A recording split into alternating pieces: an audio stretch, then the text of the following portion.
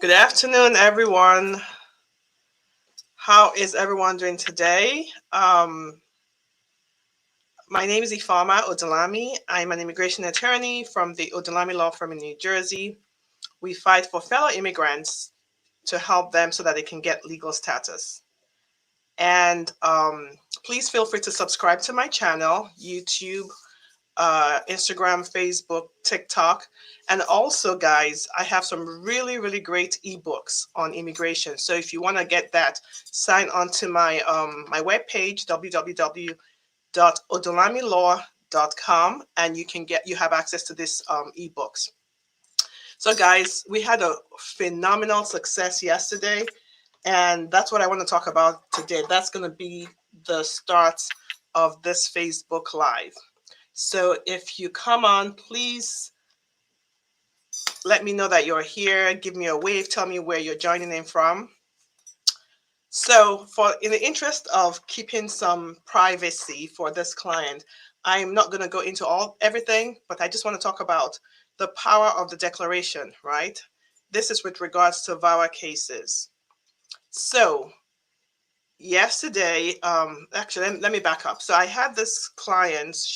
She's actually somebody who works for me at my home, and she started working for me. And I think at the time she started working for me, she realized I was an immigration attorney, and she told me she had filed a VAWA case, and she wanted me to take a look at it. Right? I said, sure, I'll take a look at it. No worries.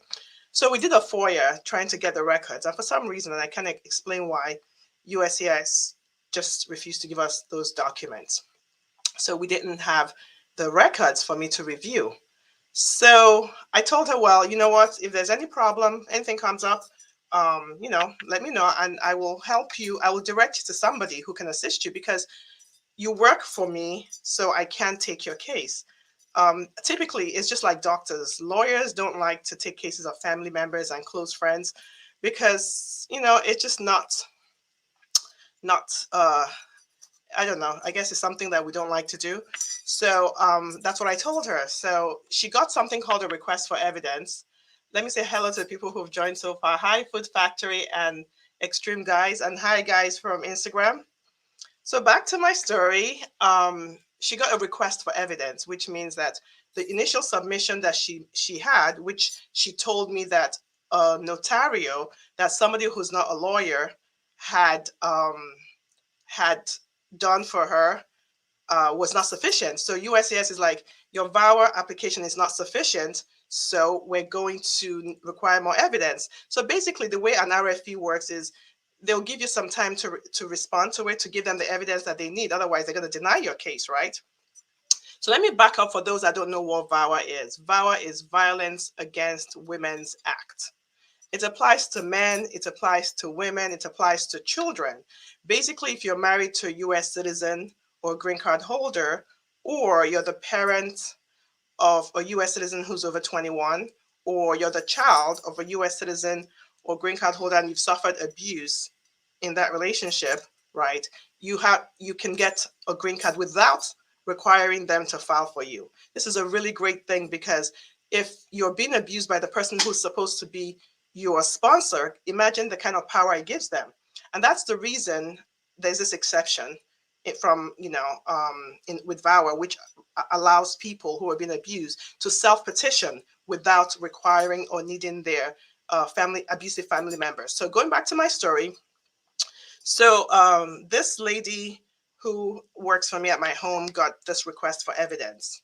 And I reviewed it, and basically USCIS wanted a whole lot of stuff. And that was a little complicated because I didn't even have the original file to figure out what they had, what was going on, but so I said to her, okay, I'm going to find an attorney for you. I know really great attorneys, really great VAWA attorneys. I'll send them to you. I'll give them your information and you can call them and choose whoever you want, right? And she said to me, but I want you to do it. So I explained to her again, well, because you work for me, the relationship is too close. So it's going to be really weird doing this for you. So I will get you somebody else. And she said, but I trust you. And the way she looked at me and said, but I trust you, it was so hard. I couldn't say no. because I trusted myself too. I know that we really work hard on our clients' cases. I know that we will do everything that can be done to help our client. So I really kind of wanted to do it, right? So I said, okay, I'll do it, right? So we took on the case, my staff and I. The first thing we needed to do was a declaration, which was at the interview where I'm asking her questions to get the story, right? And so that she could write out about what she went through. And that in itself was so difficult because this woman had been so traumatized by the abuse. Let me tell you something. When you're trying to interview somebody who has been abused, right, you can feel their trauma. At least I can. And sometimes you can't get you can't get them to answer because they shut down. So that process of doing that interview itself is really difficult. But I think for me, what is so hard about interviewing somebody who has so much trauma is I feel it. I feel like I'm living it with them, right? And it's so hard.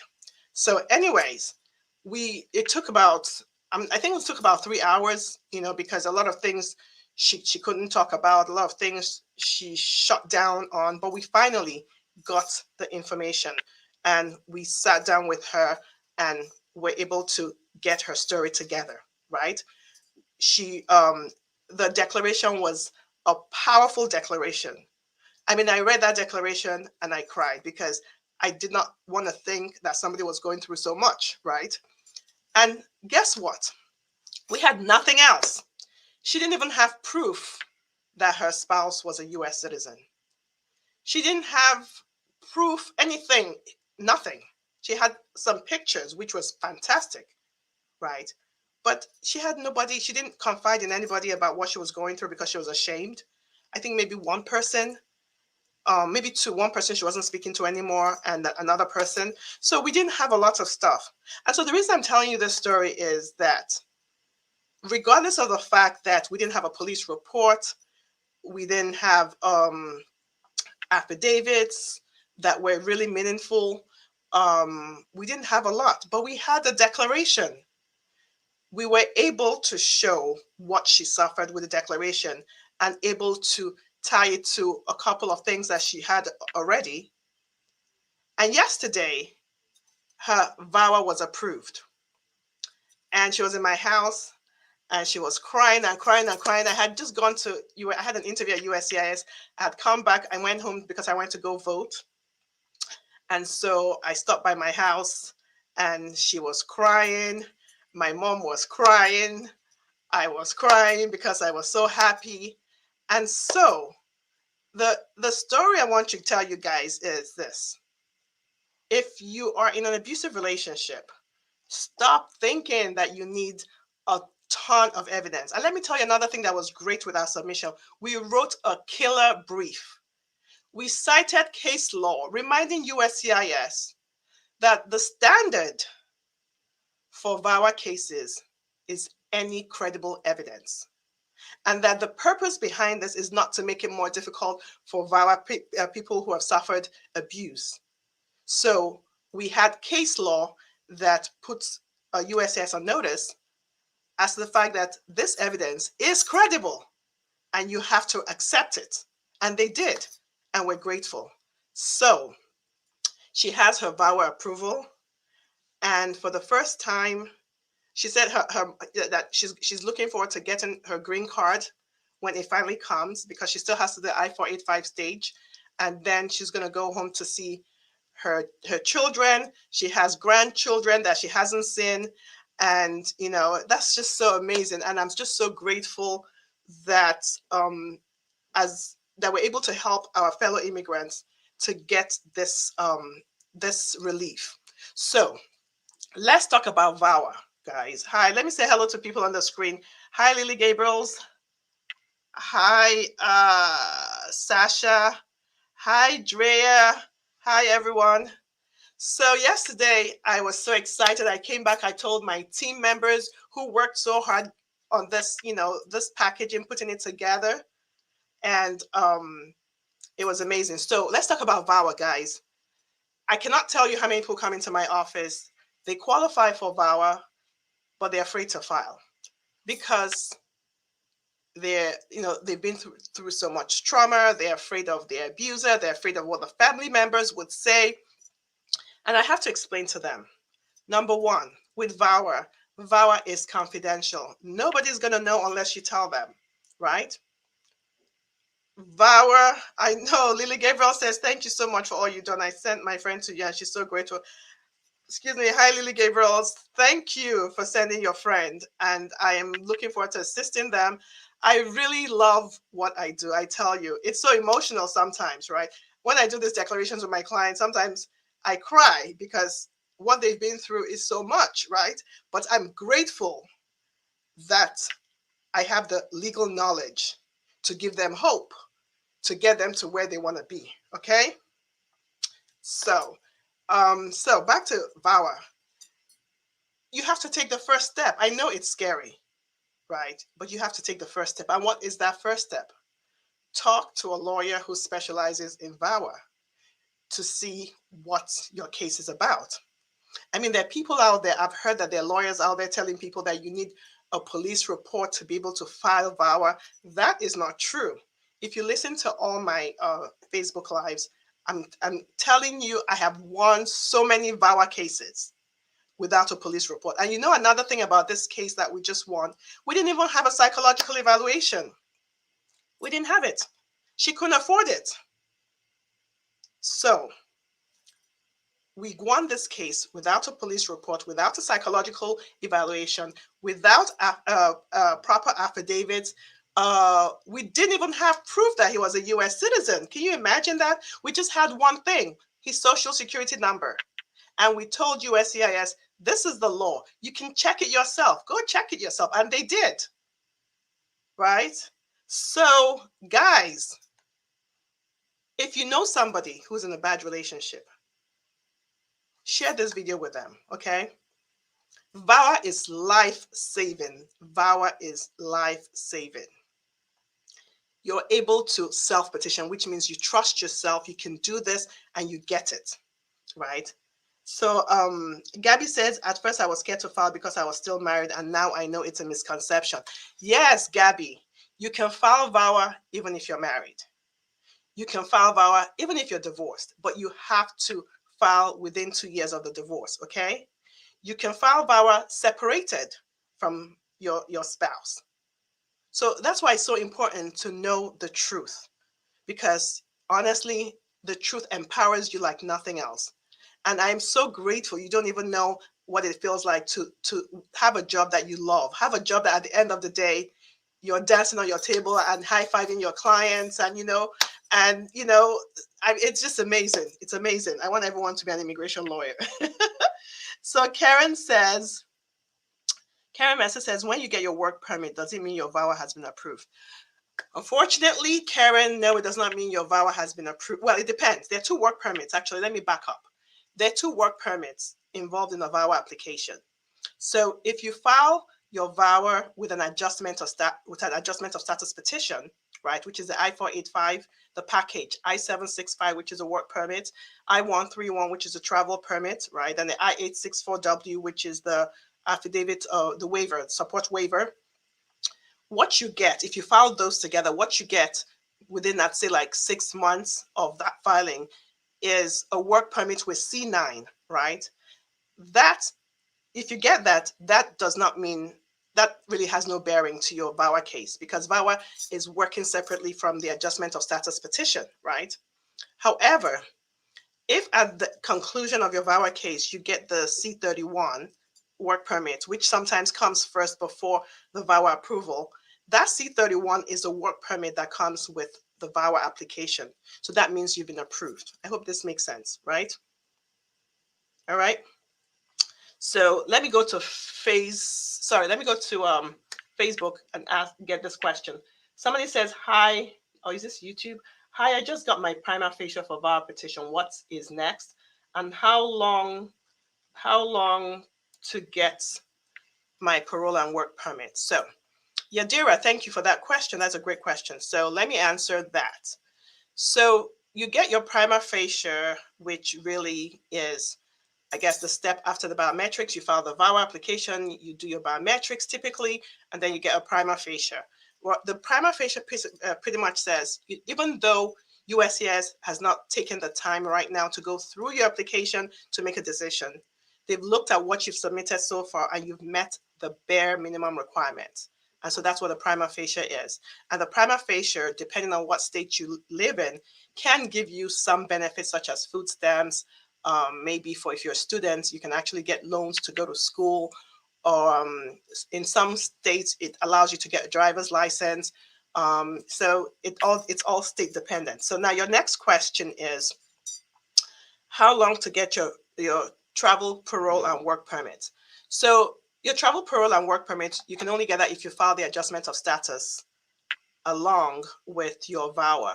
So if you did, it could take anywhere from 6 to 10 months, even though now we're getting it actually really fast. I don't know what's going on, but hail to USCIS, they've been really moving fast. We've gotten work permits in 28 days, right? So, but on an average, you're looking to get it within 6 to 10 months. And sometimes the work permit comes separate from the advanced parole application. So let me go to Sasha, hang on, let's see. Sasha Goodasberry says, how long does it take to get a work permit from VAWA? I think I just answered that question. I hope that answered your question. It could take 6 to 10 months. It could happen right away as long as you filed it with your I-485.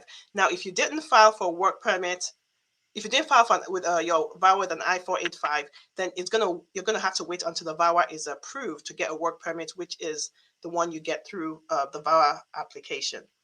So Karen says, how long after biometrics do you get your work permit for VAWA? Still, same thing.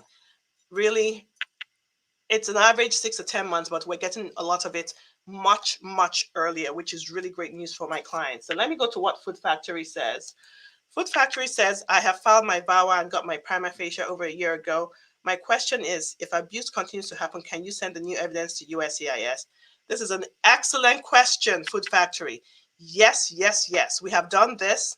We had a client that we filed VAWA for. And actually, after we filed the VAWA application, there was a really terrible incident where she was beaten up, like beaten up. The police was called, and she got a restraining order. The case went to court. I'm talking of I think family court for the abuse, whatever. And so when we got all that, we updated USCIS. But when you file this update, you want to make sure that you're sending it to the VAWA unit, because remember, VAWA goes to a separate address. It goes to Vermont, and you also want to make sure you put your identifying information, such as your A number and the receipt number. Attach the receipt number of the I-360 if you have it. If you don't have it, then just put the A number, and when you get your receipt, send that information with the receipt number, okay? And then Food Factory also has another questions.